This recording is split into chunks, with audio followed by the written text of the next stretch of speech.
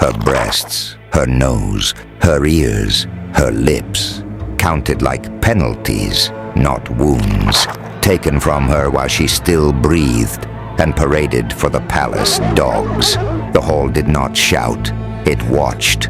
This was not frenzy, this was procedure, a queen's instruction carried out with the calm of a ledger. Each cut a line item in a royal grievance. No trumpet, no verdict, only a body turned into a message. You crossed the wrong threshold in Susa. Win the reel back. Xerxes had come home from Greece with victory rituals, but no victories.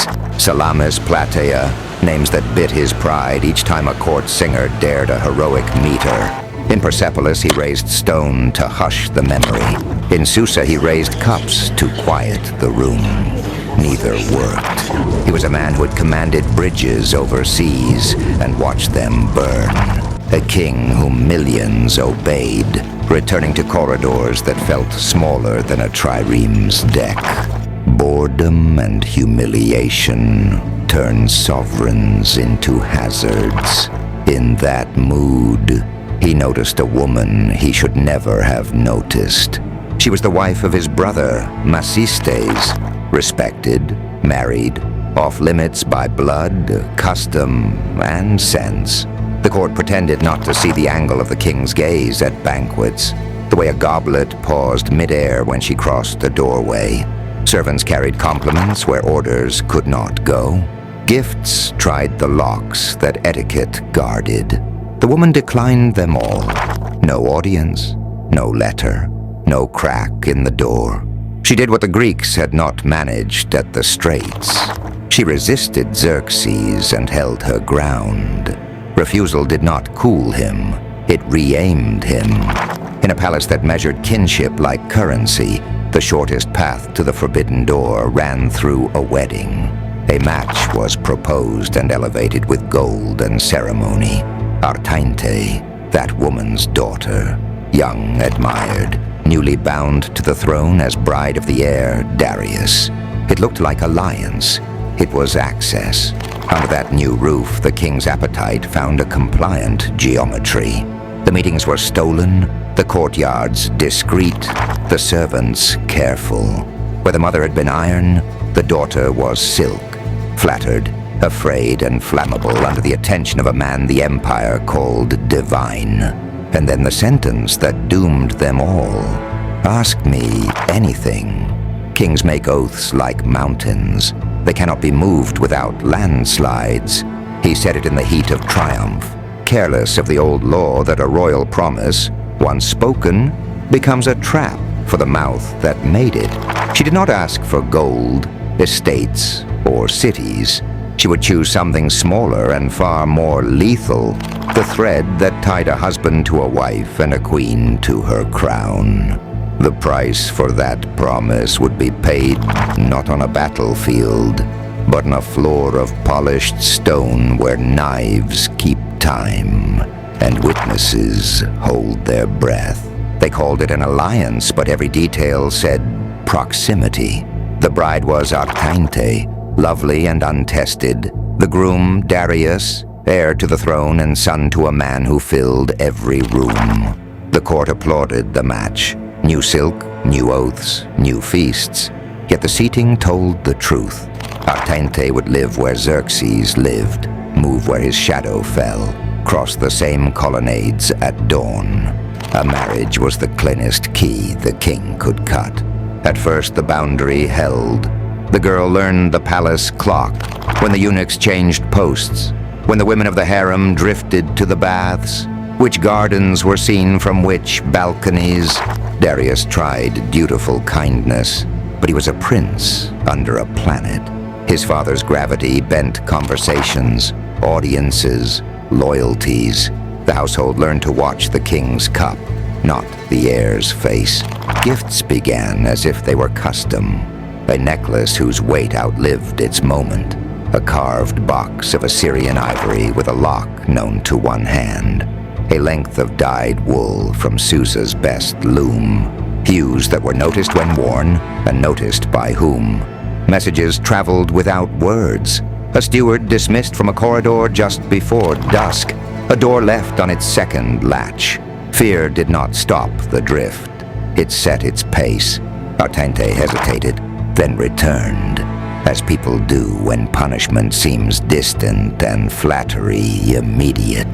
The king did not press like a soldier. He arranged like a builder. Servants learned to look away. The safest witness in Susa was one who saw nothing.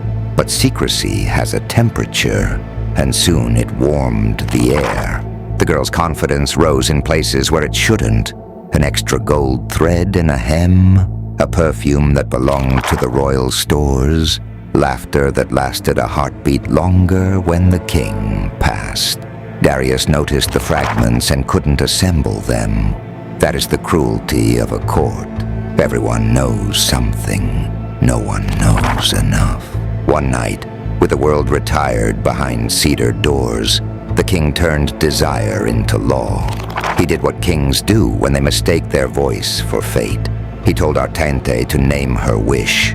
Anything, everything.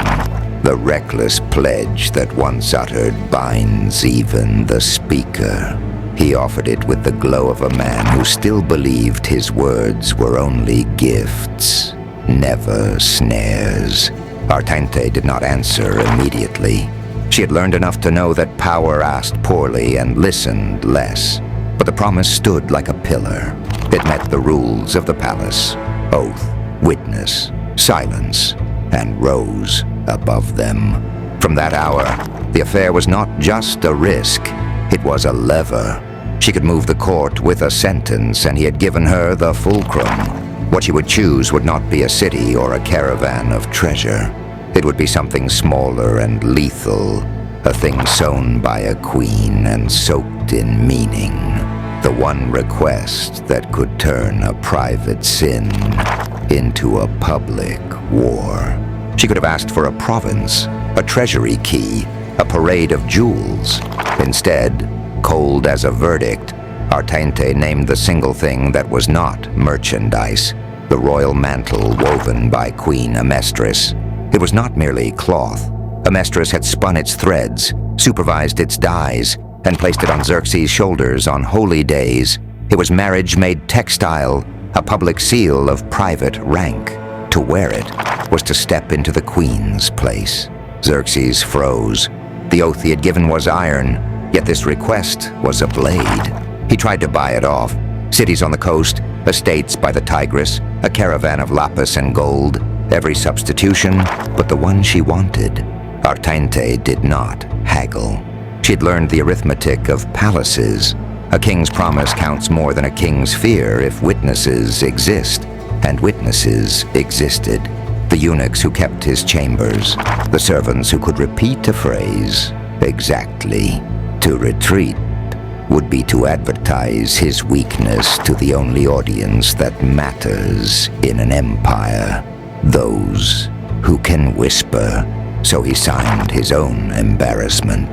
The mantle passed from the queen's chest to the mistress's hands, carried through corridors where silence thickened and eyes dropped.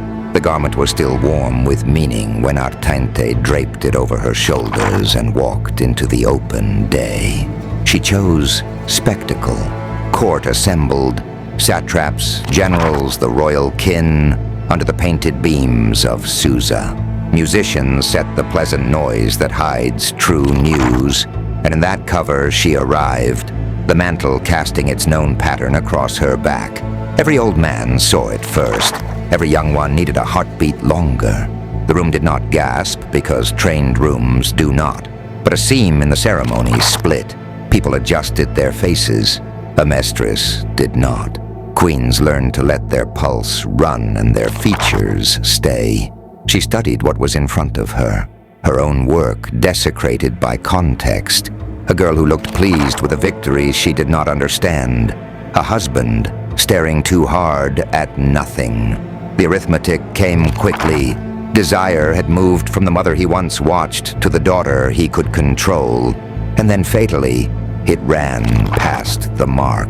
To Amestris, Artente was not an architect, but an instrument.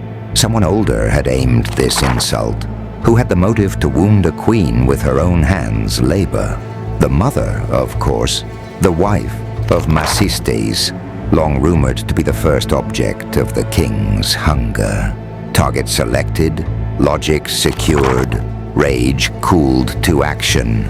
She would not claw at the girl in public. That would crown the scandal. She would cut at the root she believed real. In choosing her mark, she thought she was restoring order. In truth, she picked the wrong fuse and put a torch to it. The palace had seen humiliations before. It was about to witness vengeance conducted as policy. The day arrived when custom shackled a king. Xerxes' birthday, the one festival at which a Persian monarch was bound, by pride and precedent, to grant a petitioner any lawful wish. A mistress waited for that stage, not a corridor. She dressed like a verdict, took her place below the dais, and let the court fill with wine, music, and the soft theater of loyalty. When the formula came, name your gift, she did not circle or soften. She asked plainly for the person of Masistes' wife. The room cooled. Everyone knew what that sentence meant. In Persia, people could be given as gifts only when the asker stood on unassailable ground. On this day, the ground was ceremonial bedrock. Xerxes had created the same trap for himself with Artente. Now he felt its jaws from the other side. To refuse would be to fracture the very mystique that kept satraps obedient and nobles tame. The fiction of the god king required that his oath be iron. Break it once in public, and the empire learns that oaths bend. He tried the usual exits. Ask for land, for gold, for horses and houses. Amestris let him speak, then repeated, level, the wife of Masistes. It was legal theater, which is to say lethal theater. The queen was not raging, she was prosecuting. By choosing the birthday oath, she converted personal grievance into state ritual. Courtiers bowed lower, as if their spines could escape complicity. The immortals at the door did not move. That too was part of the script. And Xerxes, who had taught his court that promises bind kings as surely as they bind servants, nodded. Consent, once given aloud on this day, could not be recalled. Seizure followed form. There was no midnight snatch, no alley of knives. Officers of the household, men with the authority of the crown and the silence of habit, went out under torchlight to the apartments of Masistes' family. The charge was never spoken. Charges belonged to trials, and this was not a trial.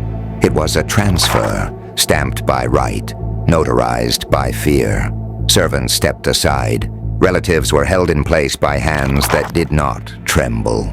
The woman was taken, not as a criminal to face judgment, but as property already adjudicated by the only court that mattered, the public oath.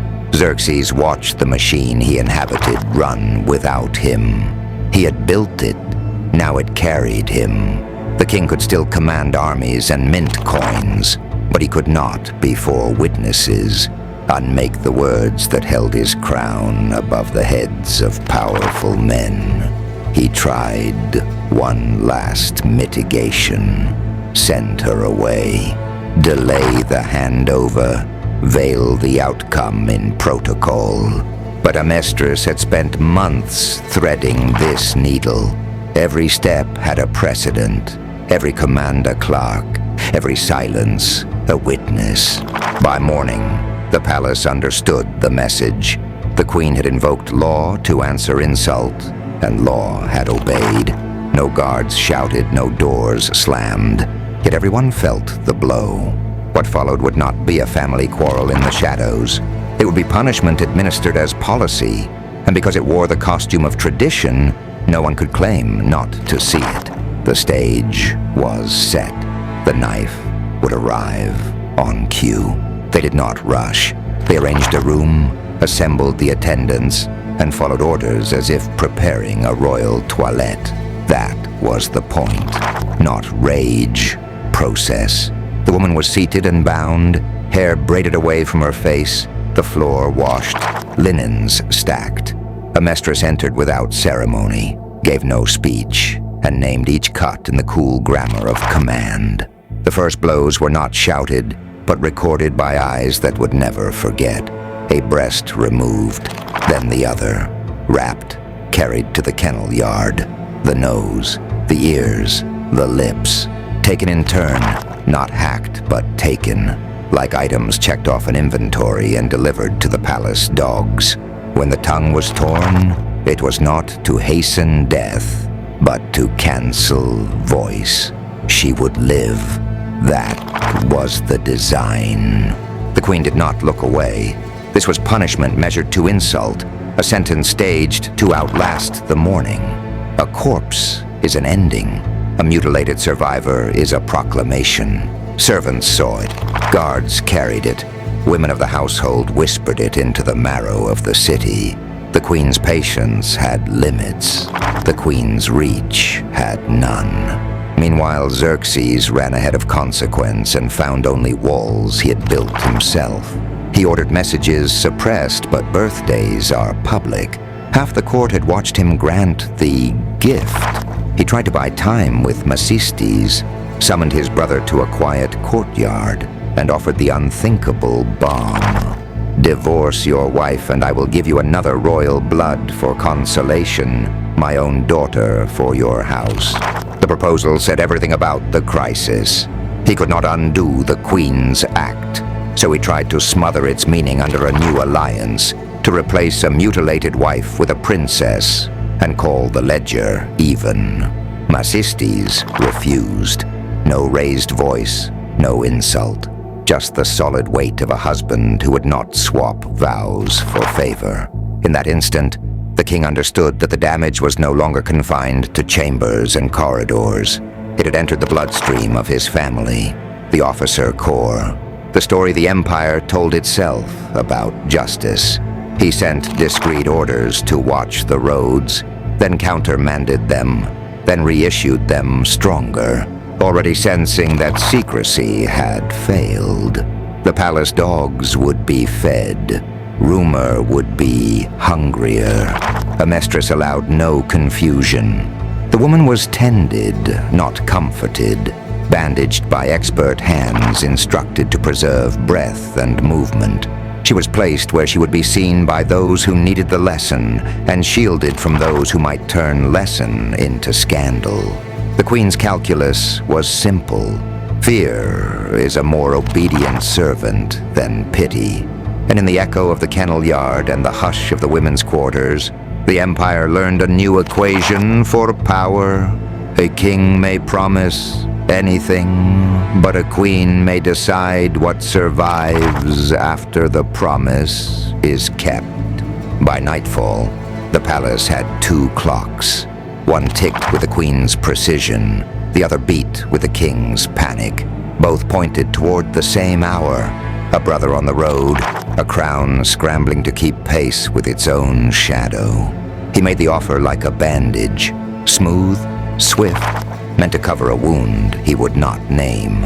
In a shaded court far from the birthday hall, Xerxes told his brother what no mortal should hear from a king. Put away your wife, and I will give you another, my own daughter. The diction was gentle, the terms monstrous. It confessed everything and nothing, that the queen had claimed her gift, that the palace was a furnace, that only a marriage sewn with royal thread might hold the fabric together. Macistes did what few men in Persepolis or Susa ever did in the king's presence. He stood on something firmer than favor. No gestures, no rhetoric, just a line spoken without tremor. He would not discard the woman who had borne his children. He would not call loyalty a mistake to be corrected with promotion. At that refusal, the air changed. Xerxes felt it. This was no longer chamber intrigue. It was a fracture in the spine of family and command. Macistes walked out and found the truth that had been kept from him by ceremony and speed. What remained of his wife was not a riddle to solve, but a sentence to carry. The queen had ensured she would live. Herodotus later ensured that the empire would remember how. Mecistes did not weep in public. He measured the distance to Bactria, where he governed and where cavalry answered his seal. He measured his sons, grown enough to ride, fierce enough to follow. Revenge announced itself not as a speech, but as logistics. By dusk, he was already stripping the house of weight and secrecy. Letters burned, tokens sealed, horses saddled for a road he knew too well. Servants understood without being told this was flight, and flight against the king is war by another name.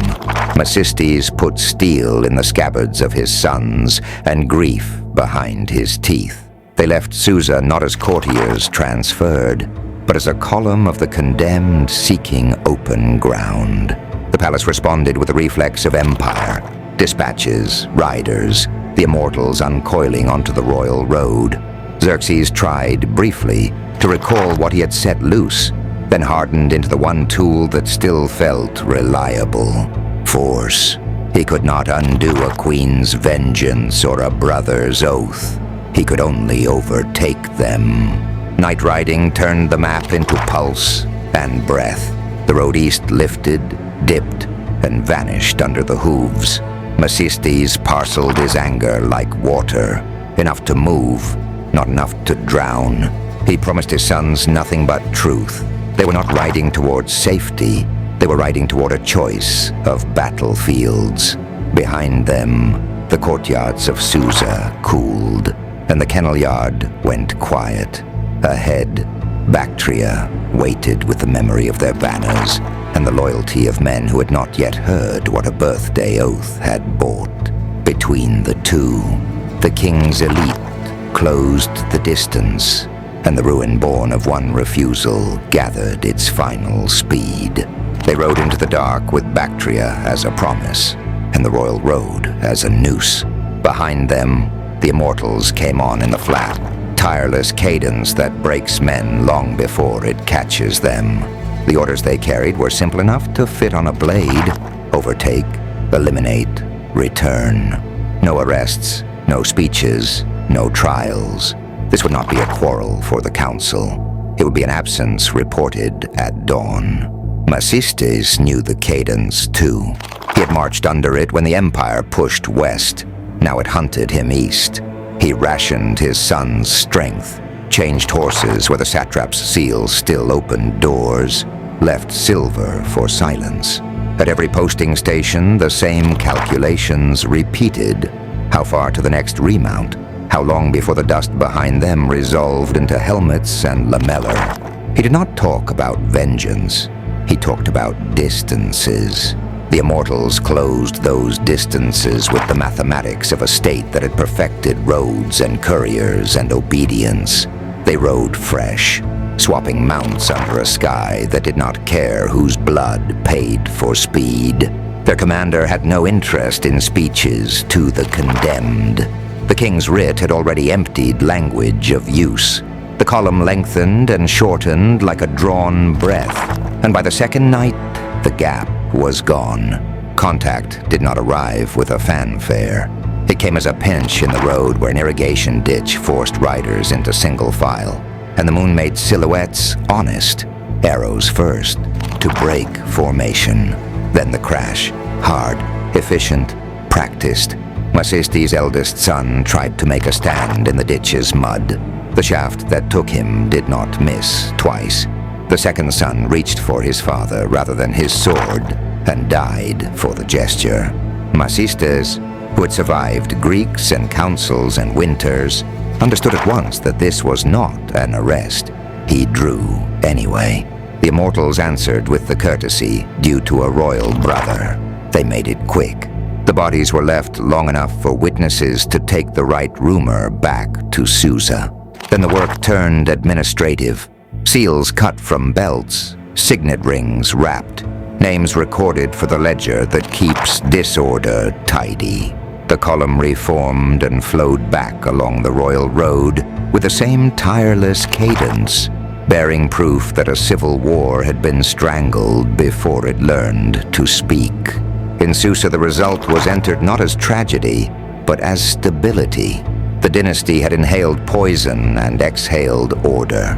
Xerxes had kept his throne, Amestris her terror, the court its meals and music.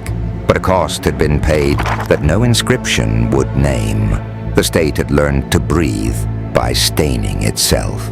The immortals returned to their barracks, unthanked but unashamed, and the empire resumed its ceremonies as if the night had been blank.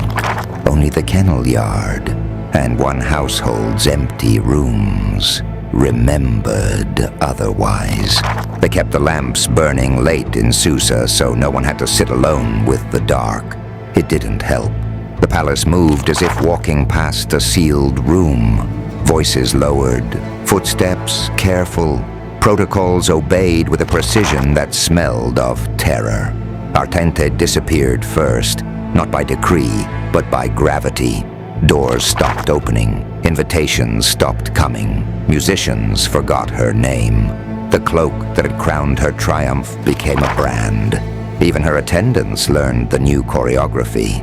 Eyes down, answers short, no opinions. She was not exiled, which would have been a kindness. She was present and erased, a cautionary tale that breathed. Darius endured a different erasure. The heir could still sit at council, still affix seals, still ride in processions, but the weight of public pity is heavier than chains. Everyone in the audience chamber knew the joke, but no one laughed. The prince's wife had worn the queen's mantle. The king had worn the prince's honor. Darius was expected to smile on command and master the art of not seeing. He learned quickly. A crown needs two hands. He kept both on the armrests and spoke about canals and storehouses and tax remissions, with a voice that did not betray how often it broke in private. He had not failed in war. He had been defeated at home, and there is no medal for that. Xerxes looked unassailable. The immortals had ridden, the rebellion had died on the road, the liturgies resumed. He appeared at festival with the full grammar of kingship, gold, incense, measured mercy for minor petitioners, yet the victory tasted of ash. He had silenced a crisis by cutting his own blood out of the ledger. He had saved the throne by proving what it would do to stay seated. Power returned to his hands colder than when it left, and it did not warm again. Amestris did not waste the lesson. The women's quarters, too often misunderstood as a nest of pleasures, became a ministry.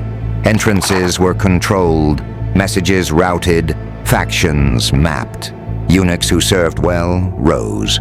Those who listened badly were moved to postings far from news. Mothers with sons at court learned new prayers and new manners. Amestris did not rant. She audited. Jewelry changed owners. Apartments changed locks. Alliances changed shape. She rewarded discretion as visibly as she punished insolence, and the arithmetic recorded itself in 100 households. Devotion was optional. Caution compulsory. Fear spread cleanly through the palace, washing away the unreliable cement of loyalty. Men who had once boasted of their closeness to the king now boasted of their distance from his private life. Secretaries drafted decrees with legal tightness and moral vacancy. Governors timed their visits to avoid birthdays. Musicians chose hymns that could not be misheard. The empire still functioned. Roads repaired, granaries filled, garrisons rotated, because the machinery of Persia was built to outlast the people who touched it. But in Susa, every polished surface reflected a ghost. A wife unmade to make a point. A brother ridden down to prevent a war. An heir who learned that survival sometimes requires swallowing one's name. The palace had regained its balance. It would not soon regain its sleep. They choose the hour when the palace forgets itself. The corridors of Susa are down to embers, fans still, sandals stacked. Captain Artabanus, the man who places spears at thresholds, and Achaemenid, the man who decides which doors open, decide that the Empire cannot endure one more crisis, sparked in a bedroom. They do not petition, they do not warn. They design a cure that will keep the grain moving and the garrisons paid. Remove the source of disorder, then remove the witness who could contest the story. Access is the problem first. Achaemenid solves it as only a chamberlain can. No parade of guards, no clatter of keys. He dismisses the outer watch on a pretext, reassigns the inner pair to the far stair, carries in a tray no one inspects. Artabanus arrives with 3 men who have served in palaces long enough to unlearn questions. No armor, no light, wrapped blades, soft-soled shoes. The discipline of a drill they will never admit exists. Xerxes sleeps. He has dined late, drunk enough to loosen the knots of the day, not enough to dull the reflexes that once led armies. It does not matter. There's no heroism in this, only proximity. Curtains are lifted, the last wick pinched out, the bed a rectangle of breath and silk. Artabanus does not speak. Commanders who keep their nerve in battle do not waste it on speeches in dark rooms. He places a hand on the mattress to find the body, then drives the short blade under the ribs where sound stays inside a man. 2 more thrusts, quick and low. The sheets hold the noise. The King of Kings dies in the place he believed safest. The next breath belongs to the story. A dead king is not enough. A reason must be manufactured before the sun and the rumor mill wake. Achaemenid slips ahead to the wing of the younger prince. Artabanus goes to the heirs. He will not arrest Darius. He will deliver him to justice conducted at sword point. The formula is simple. Cry treason. Name the motive. Impatience for the throne. Present the body on a blood-wet bed, and let a shocked court do the arithmetic. You feed it. Darius never gets that far. The door bursts. The captain of the guard inside with drawn steel. The younger brother Artaxerxes, roused and weaponed, eyes roar with fear and belief. Your father is dead. By your hand, Artabanus says, and furnishes the details that make a lie breathe. Eunuchs bribed, a dagger found, a witness trembling in the next room. The heir denies, reaches, protests. None of it counts. In a palace where loyalty has been replaced by survival, the cleanest path is the one that removes the question. The clash is short, corridor bright, brutal. Darius falls. The frame locks into place. By dawn, the narrative is whole. Xerxes murdered in his sleep by an ambitious son. Vengeance swift. The younger prince preserved as rightful successor. Courtiers file past 2 bodies and 1 living explanation. The empire wakes to order restored. No proclamations mention the captain or the chamberlain. The cure has been administered. The dosage will be calculated later. They wake him with a blade already drawn and a story already finished. Artabanus burst into Artaxerxes' chamber before dawn, face set in loyal horror. Achaemenid at his shoulder like a shadow that knows every keyhole in Susa. Up, the captain orders, not as a servant, but as a savior. Your father is dead, and Darius did it. There's no pause for disbelief, only a cascade of details that make the lie walk. A bribed eunuch, a dagger found, footprints seen, the heir fleeing the scene. The younger prince is 19 and unarmored, shocked, grieving, and eager to be told where duty lies. He seizes a sword with the desperation of a drowning man clutching a rope. The rope is around his brother's neck. They do not give him time to think. Movement is the medicine for doubt. Artabanus drives them down corridors that still smell of extinguished oil, past curtains that know too much. Your brother is already mustering friends, the captain breathes, feeding urgency into each turn. Justice must be immediate, or the empire fractures. Artaxerxes nods because there is nothing else to do. The world is narrowed to one hallway and one verdict. He wants to see Darius's face. To hear him deny it, Artabanus will not permit that. He will talk you out of duty, the captain says, and the pace quickens. They hit the heir's door like a storm. Darius lurches up from half-sleep, bewilderment hardening into horror as steel floods the room. He reaches for words. Brother, what? And a scabbard he cannot find at once. The accusation lands like a spear. Parricide. Artabanus adds the close-range poison. Your dagger, your steps, your envy. The younger prince's eyes flick to the blade at Darius's bedside, to the smear on his father's sheet burned now into memory by the captain's tale. He does not know that stories can be planted as neatly as knives. The fight is short because it is not a duel. It is a verdict enforced. Guards loyal to the captain close angles, forcing Darius to parry 3 directions at once. He tries to disengage, to speak, to reach his brother's mind through a wall of iron. Artaxerxes hesitates, a heartbeat, and then the training drilled into a prince takes the reins. Protect the throne, punish treason, obey the man who commands the guard. His stroke is not clean. It does not need to be. The room fills with the sound of a succession decided by inches. Darius falls into the silence he never earned. By sunrise, the palace has a narrative it can breathe. The king murdered in his sleep. The guilty son struck down before the torches cooled. The younger prince spared and proclaimed. Doorways sprout witnesses, each repeating the same story seated before dawn. Courtiers bow to Artaxerxes and look past him to the man who placed the sword in his hand. Orders move with a new clarity because they are no longer debated. They are delivered. The throne is saved.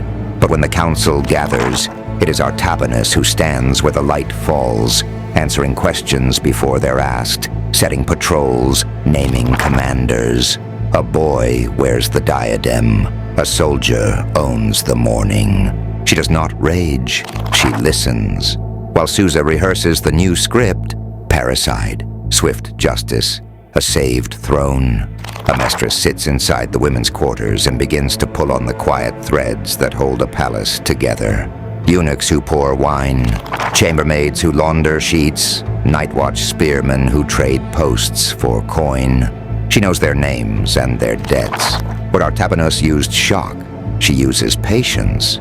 Where he used blades, she uses memory. The story breaks first at the edges. A lamp trimmed at the wrong hour. A bedchamber door that opened without the ritual knock.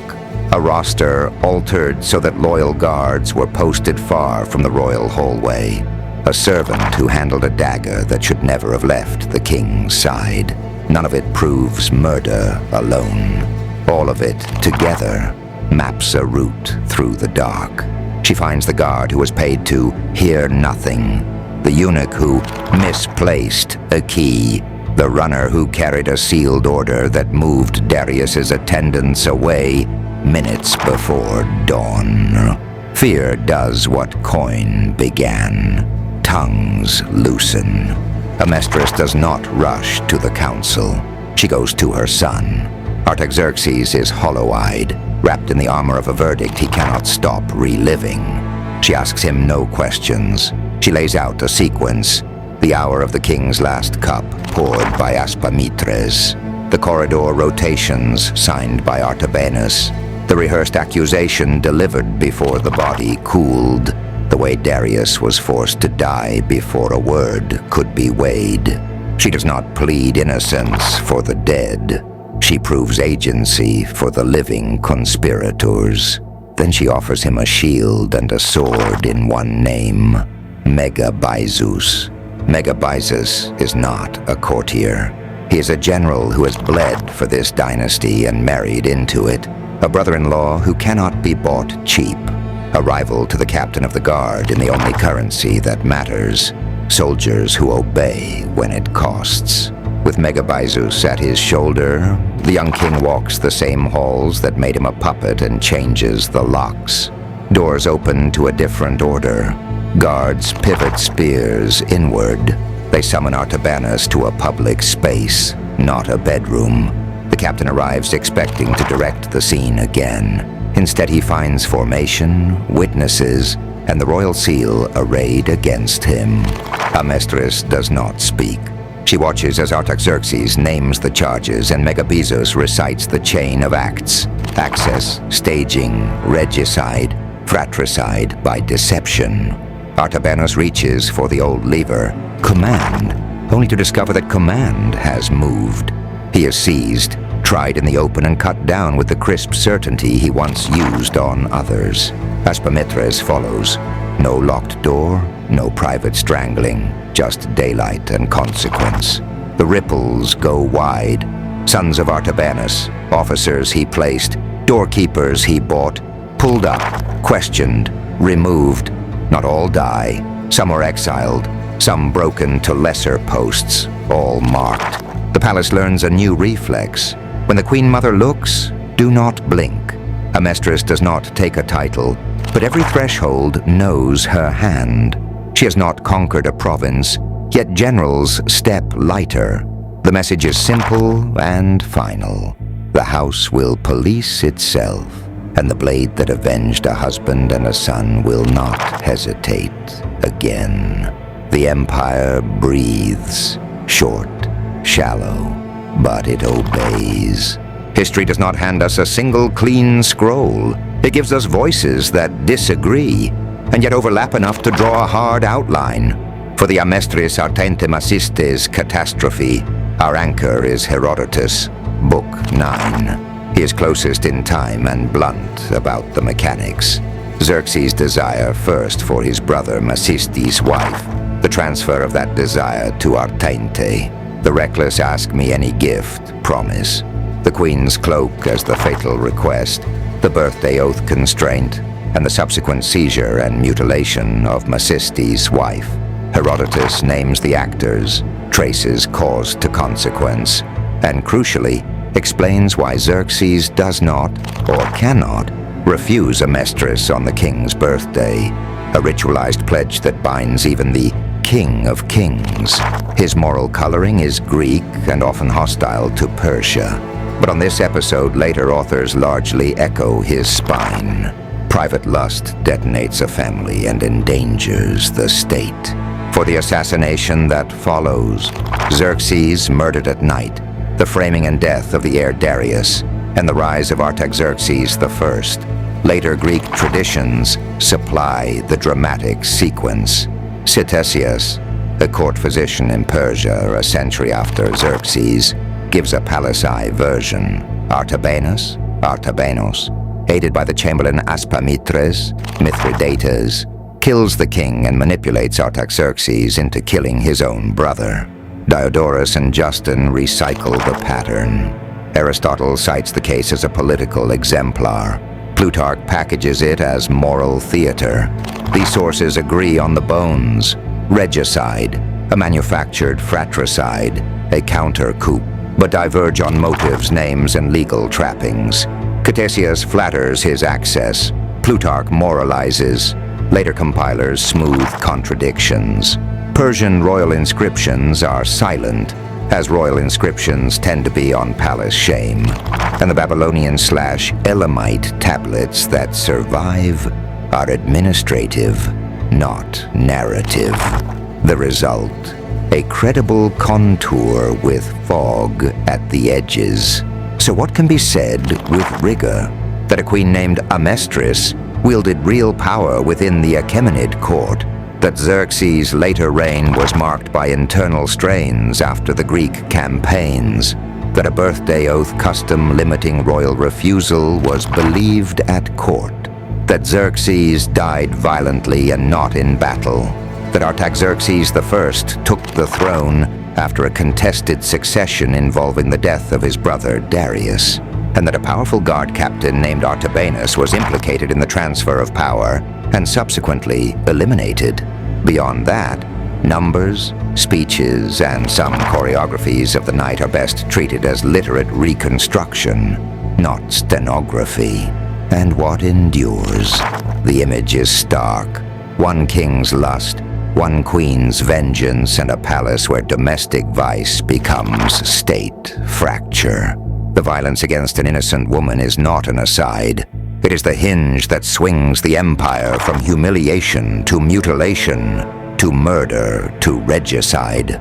The dynasty survives, but by devouring its own. A brother offered a princess if he will abandon his wife. A wife carved into a warning. An heir cut down before dawn. A king bled in his sheets. A captain crowned and then crushed.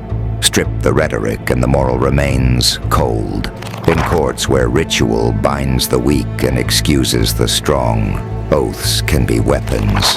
Family is ammunition, and private appetites write public history.